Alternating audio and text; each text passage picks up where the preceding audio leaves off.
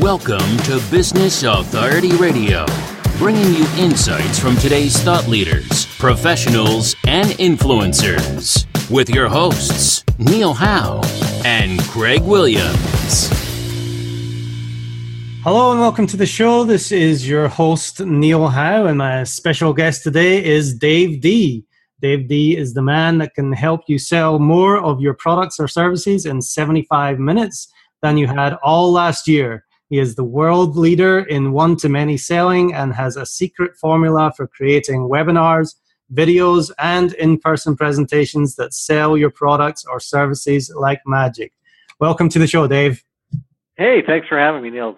Super excited to be here. Well, I'm so glad to have you on here as well. I've followed you for many years.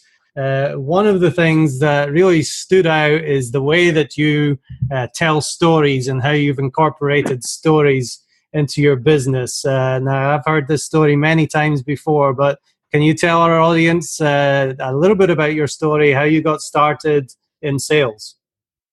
Sure, absolutely. In fact, let me tell my story.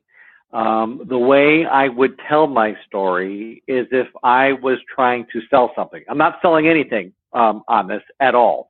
But then we can go back, Neil, and we can dissect the story so we can show how I've done a lot of stuff inside of that story. Does that make sense?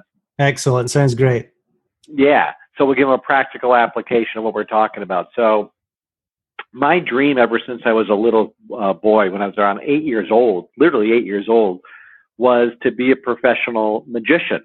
My grandmother gave me a little magic set, and I just fell in love with the art of magic. And I knew from 8 years old that that's what I wanted to do. It wasn't a passing fancy. It was I knew it. And, you know, my parents thought it was pretty interesting when I was cute when I was 9 years old, 10 years old, 11 years old. They didn't think it was so cute when I was 16, 17, 18 years old, getting ready to go to college. And so by the way, I had the greatest parents on the planet. I really do. But they just didn't understand this. And so I got a lot of negativity, a lot of negative programming. You can't do it. It's not practical. You should get a real job. You're not going to be able to make any money, so on and so forth. Just like a lot of people who are in business, a lot of the entrepreneurs around here probably got the same typical kind of feedback, from people in their lives. And so I let that negativity and that negative input impact me for a really long while. And so I went to college, graduated from UMass with a degree in communication, got into radio advertising. Actually, I got into radio where I was on air, but then I noticed that all of the people that were making any money were the salespeople. And so I said, hey, I want to learn, I want to get into selling. So I transferred from being on air to getting into the sales department with literally no sales training whatsoever. In fact, my sales manager slapped me on the back. This is literally slapped me on the back and said, go out there and get him, killer.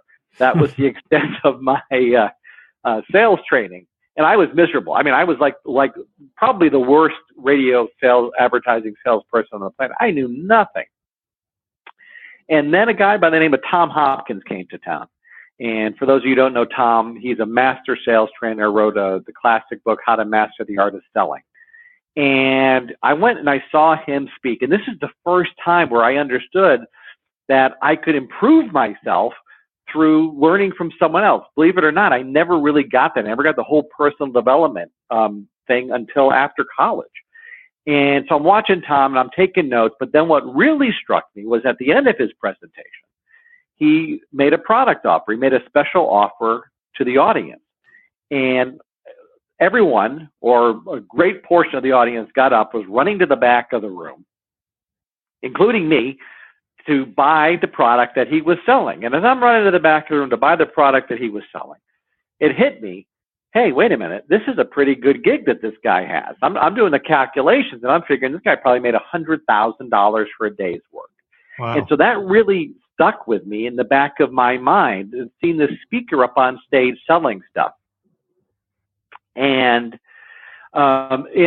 But I still had that wasn't what I wanted to do at that point. I still had the passion to becoming a professional magician. And eventually I decided to go and do that. But I was only doing about 3 shows a month. and I was very deep in debt. I was over $80,000 in debt, and my wife was working 2 jobs. It was really rough, and I had to make a decision about whether or not I was going to make this happen, or if I was going to, get a real job, like really go back and work for somebody else. And I decided to really make it work. And so I went to another seminar, and it was one of those big Peter Lowe success seminars. General Norman Schwarzkopf was the keynote speaker, and the late Zig Ziglar spoke. And the last guy in the program was a guy by the name of Dan Kennedy. I had never heard of Dan Kennedy, never knew who he was. But the last guy in the program, so I sit there and I watch him because I don't want to be caught in Atlanta traffic. And he's talking about the importance of marketing. And it hit me. Wow, the missing piece here is marketing, because most people think, and I was taught, if I just get really good at my craft, right? If I just become a really good entertainer, I'll be successful.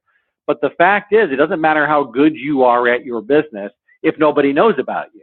Right. And so Dan was selling a product, and I didn't think I could afford the product. Remember, I was so deep in debt, I didn't think I could afford it. And the product was, I think, $297 at the time, which at that time, that was a ton of money for me, $297. But I knew that successful people invested in themselves and their education. And I knew that if I wanted to be successful, Neil, I needed to do what successful people did. And so I made the investment. I bought the program, and I locked myself in a room literally over the weekend, and I went through the entire program. And then on Monday, I started taking action. I started implementing. And I just took massive action. You know what? Most of the stuff didn't work. But enough of it did work, and my phone started ringing, which brought up another problem. I was generating leads, but I had no earthly idea how to close them, right? So now I had a dual problem. 1, I wasn't booking any shows, and 2, I was spending more money on marketing to make the phone ring. So that's when I really figured out that even more important than marketing was closing, was selling, because none of it mattered if I didn't close the sale. If I didn't, quote, get the check, none of it mattered. And so I dove head first into learning how to sell over the telephone. And most of the stuff, again, that I got didn't work. It wasn't practical. It was really old-fashioned.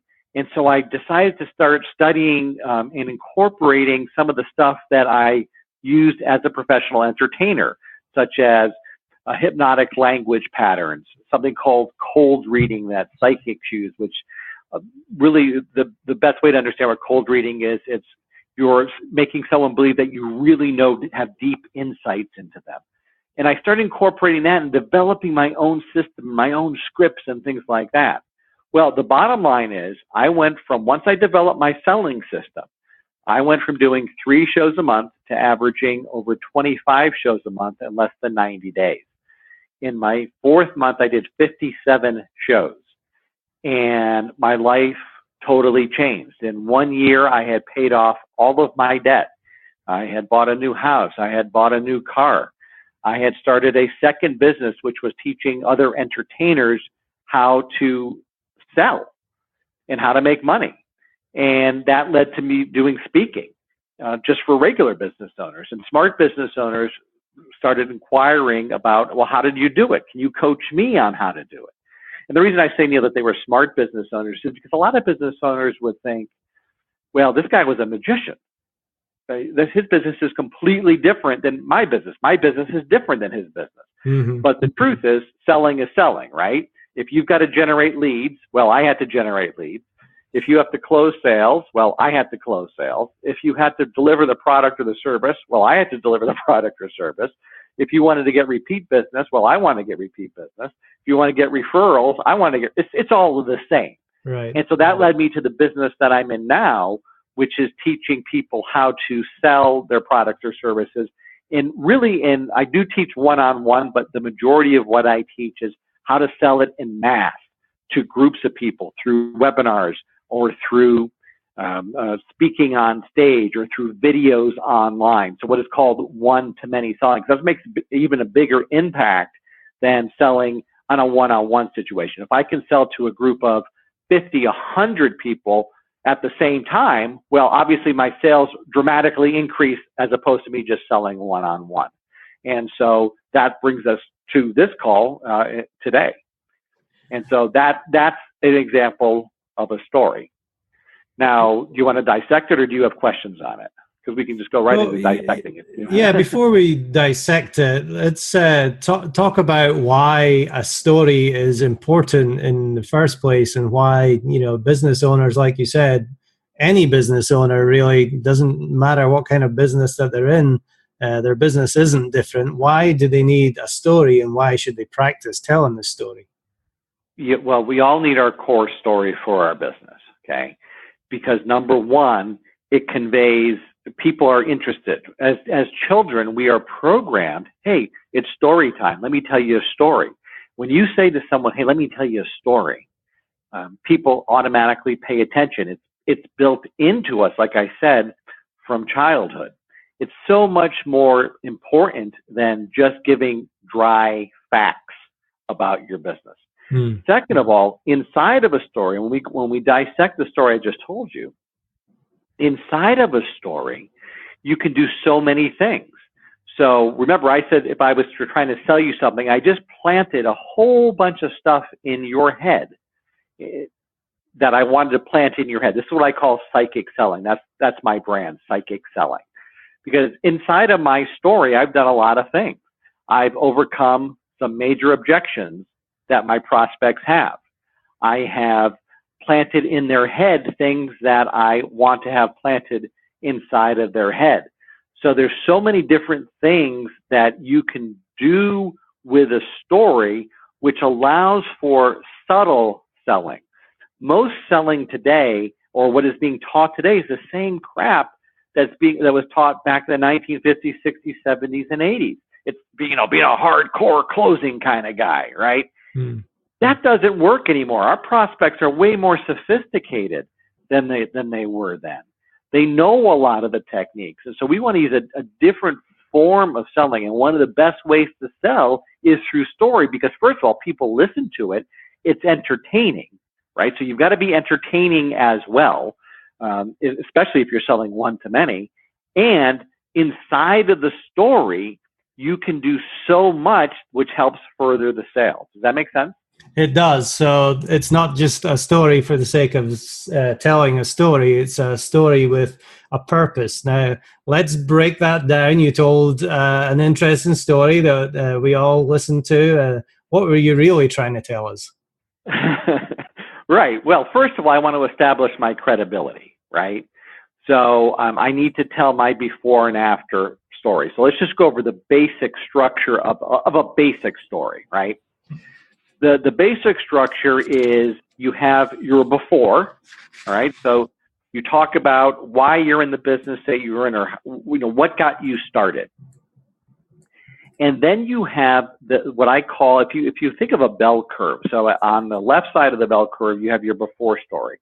Then that builds to a conflict point, or what I call a pivot point, where you have to make a decision about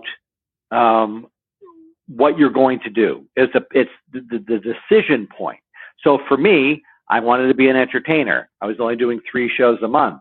I was $80,000 in debt. My wife was working 2 jobs, right? And then I had to make a decision. Was I going to do this, or was I going to have to get a real job? That was my decision point, right? And then after your decision point, well, what happened? That's the after part of the story. The mistake that a lot of business owners make is if they're telling, for example, that's a rags to riches story. Now, there's different story structures, but it follows the same basic idea. So here's the before, here's the conflict or the pivot point, and here's the after. The mistake that if you're telling a personal story, a rags to riches type of story, is most people want to jump right to, hey, I'm doing great now, right? As opposed to spending time in the pain part of the story.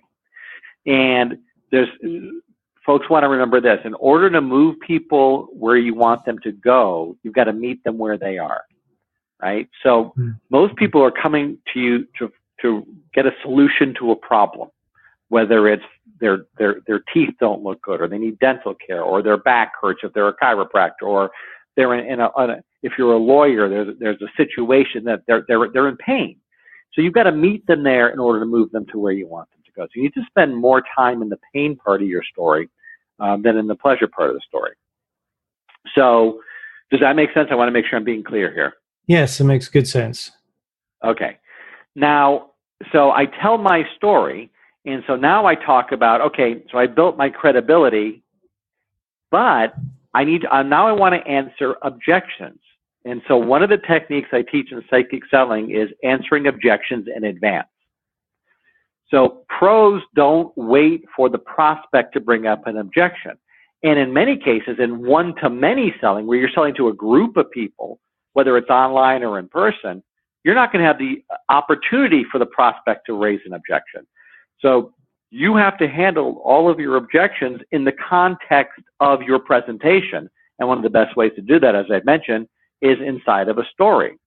So let's think about some of the objections that someone would have. Well, a business owner listening to my story would say, well, you know what? Dave was a magician, right? Dave was a magician, and I'm not a magician, so why should I be listening to this guy?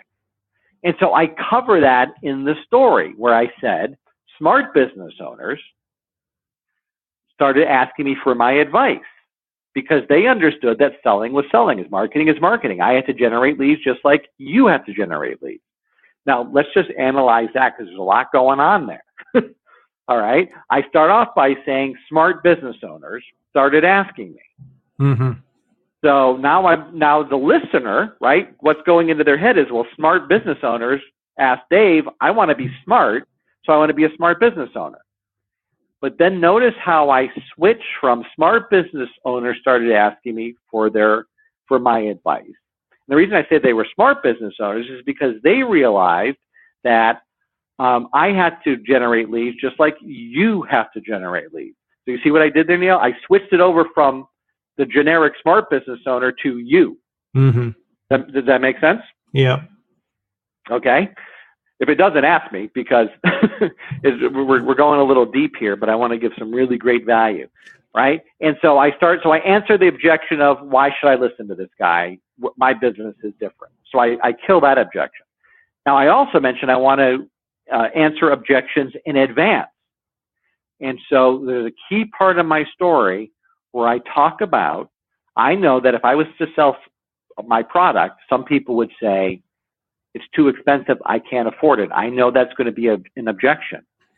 So I want to answer that objection in advance by planting the answer to the objection before the prospect even has it. And I do that in the story. And where I do that in the story is where I say, I was watching this guy on stage speak, and he was selling a product, but I didn't think I could afford it. But then I remembered that successful people invest in themselves and their education. And I knew that if I wanted to be successful, I needed to do what successful people did. And so I went ahead and bought the product.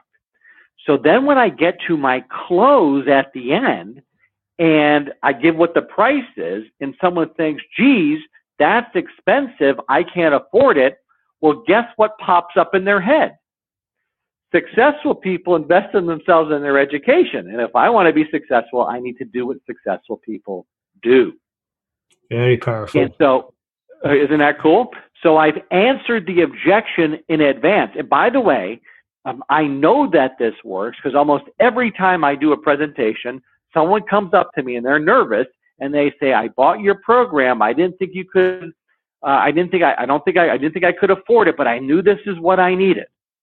Right? And that's absolutely because I answer that objection in the context of a story. Now, if I don't do it, Neil, in the context of a story, think about how this sounds. Okay, so let's say I'm not telling a story. I just come out and I say, now some of you might be thinking, boy, that's expensive. Well, let me tell you something. Successful people invest in themselves and their education. And if you want to be successful, you need to do what successful people do. Well, now you're preaching. Now you're telling me what to do. And people don't like to be preached to, and people don't like to be told what to do. And so now they have a resistance to it. There is zero resistance to it when it's told inside of a story. Does that all make sense? It makes perfect sense. Now, let's move a little bit to how you incorporate this story. And there is a formula, or a secret formula, as you have, that you have in webinars. And there's got to be a structure. So take us through the structure of what a webinar would look like. Sure, we'll go over the basic structure, and then we can give a free resource if you want, which really goes over, like, literally there's 20 something steps where they can get all the steps. But let's go over the basic structure. And one of the things I want to address, which is an objection that a business owner might be having, is they're saying, well, you know what, I don't sell a product, I sell a service. I'm a lawyer, I'm a dentist, I'm a chiropractor, I'm an MD, whatever. How does this apply to me? Well, you use a webinar or a sales letter video to not sell the actual service. So if I'm an estate planner, I'm not using a webinar to sell an estate plan, but I'm using a webinar to book appointments, right? If I'm a financial advisor, I'm using a webinar just as I would a dinner seminar, but I'm doing it online to book appointments. So it's an appointment generator. You're not obviously selling your actual product. The structure, though, remains basically the same, whether you're selling a product or whether you are using this to book appointments. Right, and a lot of people, business owners, will think, well, this is just an online internet marketing kind of thing. This doesn't apply to me, but it definitely works in the service industry as well. Oh, absolutely, and in fact, almost all of my clients are not internet marketers or information marketers. I've got franchisors. I just like literally an hour before we did this, Neil, I did something with a commercial lender. So, and dentists and on and on and on. So no, this works fabulously well. And here, before we get into structure, here's why it works so well, because your competitors aren't doing it. Nobody's doing it inside of your niche, right? So this gives you a huge competitive advantage. The other thing that it does for you is it sets you up as the authority, the celebrity, and the expert. When you get out there, whether you're doing a presentation in front of a group of people in your office, it could be a small presentation. So I've taught dentists and created presentations for dentists who are doing implant presentations inside of their office, right? Or financial advisors who are having a dinner seminar.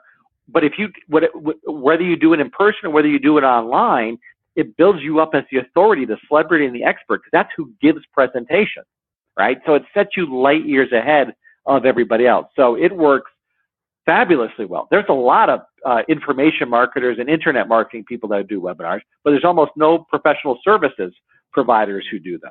And that's what gives you the huge advantage, doing something that everyone else is not doing, right? So, okay. So the structure. I get excited about this stuff. As you can tell. That's good. I get fired up about it. Okay. So let's talk about the basic structure. So you have the basic structure is you have an opening, you have a middle, and then you have a close. Let's talk about what the opening needs to accomplish. The first thing that the opening needs to accomplish, and the first words that come out of your mouth, need to grab your prospect by the throat, pull them in, and get them totally interested in listening to you. And it's really, really important if you're doing an online webinar, if you're doing a sales letter video, because if you don't grab them in the opening seconds, they're going to be gone.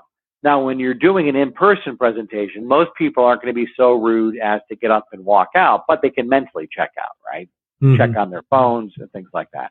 So you've got to grab their attention at the very, very beginning of the presentation with the first words that come out of your mouth. The next thing that you have to do is to let them know that they're in the right place, that this is for them. And so you would say, so this is for you if you are XYZ, and then you describe your ideal prospect, who this is for. Then in the beginning, the next thing you need to do is tell your story, just like we started. Tell your story. Why should people be listening to you? Why are you the expert? Why are you the authority? What makes you different than everyone else? Why shouldn't I go to a dentist that is less expensive than you? Why shouldn't I go to any other lawyers? Aren't all lawyers the same? Right? So you need to tell your unique story at this point. That's where your first story actually comes in. Now you can tell stories throughout your presentation, but that's where your first story comes in. And then you get into what I call the content section of your presentation. Okay? The content section. And the content section is broken up into 3 major chunks. Not 5, not 7, 3. Why? Because most people can remember 3 pieces of information. And so you want to, and here's a big rule of thumb, you want to tell people what to do, but not how to do it. You want to tell people what to do, not how to do it. So if I'm an estate planning lawyer, I'm going to talk about what needs to be done in order for them to protect their family after they're gone. Okay? But I'm not going to tell them, get into the nitty-gritty technical details about what to do. Now, if I'm actually selling a product, the other thing I'm going to do is I'm going to give what's called useful but incomplete information. So I would say, now there are 7 important steps that you need to take in order to do X, Y, and Z. Naturally, we don't have time to go into depth on all 7 of them, but let me give you 2 of the most important ones. Right? So what does that make you want to know? The rest. It makes you want to know the rest. Well, guess the only way to know the rest is to buy my product or to come in for the appointment, right? So I tell them what to do, not how to do it, and useful but incomplete information. And the best way is to give the major point of the content piece. Remember, there's 3 chunks, so you give the major point, then you, guess what? You tell a story which illustrates and proves what you just said, right? And then you move to the next one. So you give the major piece, tell a story, recap, and move to the next piece. Okay? So that's the middle, which is the content section of the presentation. The only purpose of the content section of the presentation is to set up the sale at the end. You don't say anything during your presentation that doesn't set up the sale at the end, whether that sale is making an appointment or whether that sale is actually making a sale, buying the product. Then what you need to do is a transition into the end of your presentation, which is the close. Now, let's talk about transitions first. Every piece of your presentation has to have transitional statements. This is what separates a pro from someone who's just kind of mucking around a little bit with it. And it's what makes it smooth and not smooth. Most people, when they transition to the close, their whole energy changes. They start speaking faster. They tense up. You know, they've been talking, they've been teaching, then they get to the close and they get all nervous, which of course makes the audience uncomfortable, makes the audience nervous. So you need to have a smooth transition from each piece of your presentation, but mostly from the content section into the close. Saying that there's a special closing section is kind of a misnomer because your entire presentation is a close. The entire presentation is designed, as I mentioned, for one purpose only, which is to lead to the sale, which is to lead them to whatever the next step in your process is. But specifically, the close is when you describe what they're going to get and then tell them what the steps are in order to get it. So let's say that you're offering a consultation, which was what most of my clients do. They're offering an initial consultation. So for the franchisor that I'm working with, they've got hundreds and hundreds of units. So they're not selling a $50,000 franchise with a webinar. That's not happening. Mm-hmm. So what we're trying to do is get them to call up to get more information. And so we developed what's called an irresistible offer. We'll call up and get a free blueprint consultation, practice growth blueprint consultation. And so we describe what that is, what the benefits of it are, what the outcome is going to be for the person, and then we have the call to action. So it's the same thing. Let's say you're an attorney and you do your video or your webinar or your in-person presentation, you need to describe to the person what the benefits are. What's going to happen when I come to the appointment? What is my outcome going to be? So most people focus on the features of their presentation, of their offer. So you're going to come in, it's going to be a 60-minute consultation. For the person who's selling a product, you get a binder that has 175 pages in it. You get 6 CDs. While you have to describe what the thing is that you're delivering, that's not the selling point. The selling point are the outcomes, the benefits that someone is going to get. There's something that I teach is called the hierarchy of persuasion. At the lowest level of the hierarchy of persuasion are features, what we just mentioned. A level up from that are benefits, right? This is like selling 101, features and benefits. But most people don't even get to the benefit stage. Benefits are what those features do for the person, right? So a feature is that it's a 60-minute consultation. A benefit of so what is the benefit of that consultation? The outcome is the next level up on the hierarchy of persuasion. Outcomes are, okay, here are all of the benefits added together. What is the outcome going to be of this? But the highest level on the hierarchy of persuasion is something called transformation. And almost no one gets to transformation. Well, almost no one even gets to outcomes. But transformation is, how am I going to be different on an emotional level from buying your product or service, from coming in for the appointment? How am I going to be changed, right? Guys, does that make sense? Most people never get to that, but that's what really sells. People buy based on emotion. They're buying emotional states. That's what they're really buying. And it's really important that you get to that point when you go through your close. So you explain what the person is going to get, what the outcomes, the benefits, the transformations are going to be. And then you do a call to action. You tell them specifically what you want them to do, what exactly they need to do in order to take the next step. So if you're selling a product, you give them click the order now button that you see on the screen. Right? If you're doing a consultation, click the request a free consultation button on the screen.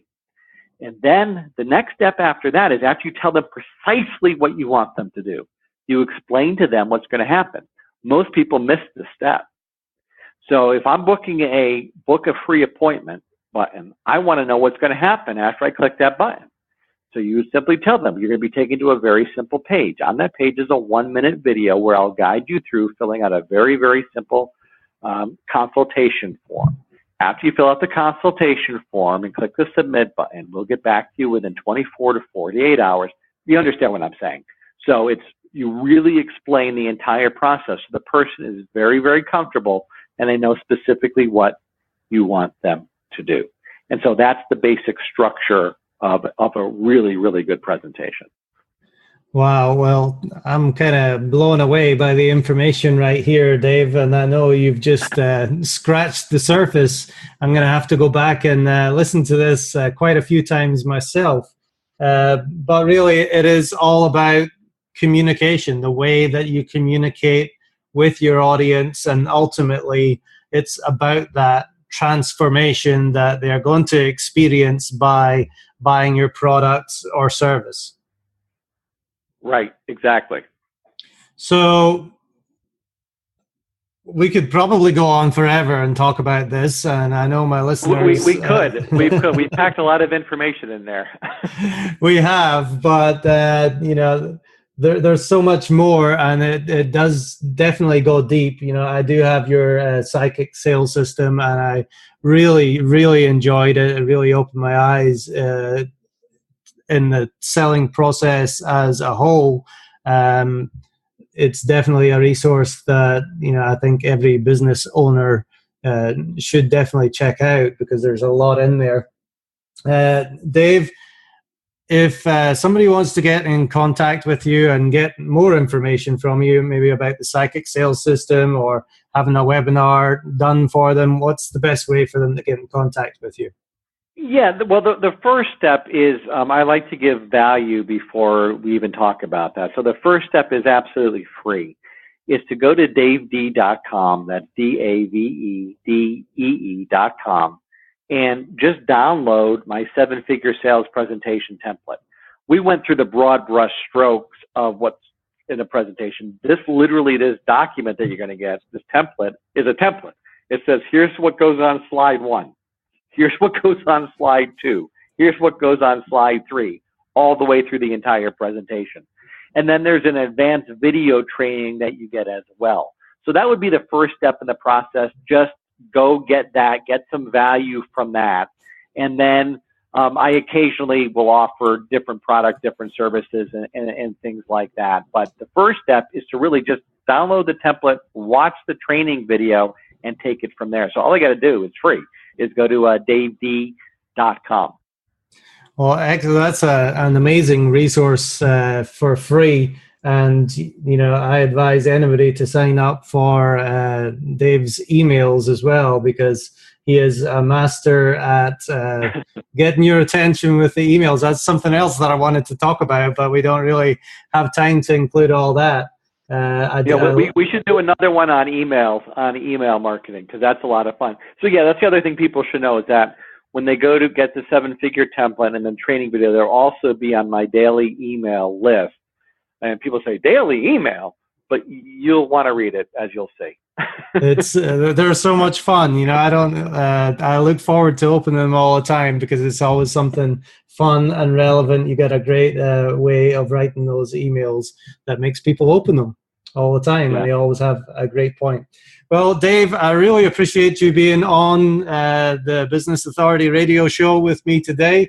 I know our listeners are going to really enjoy this content and get hold of you to get that amazing resource. So thank you very much for being a guest in the Business Authority radio show. Hey, thank you so much for having me now. All right. And to our audience, if you like what you hear, hit that like button and share, and we'll see you next time on the show. You've been listening to Business Authority Radio with Neil Howe and Greg Williams. To learn more about the resources mentioned in today's show, or to listen to past episodes, visit businessauthorityradio.com.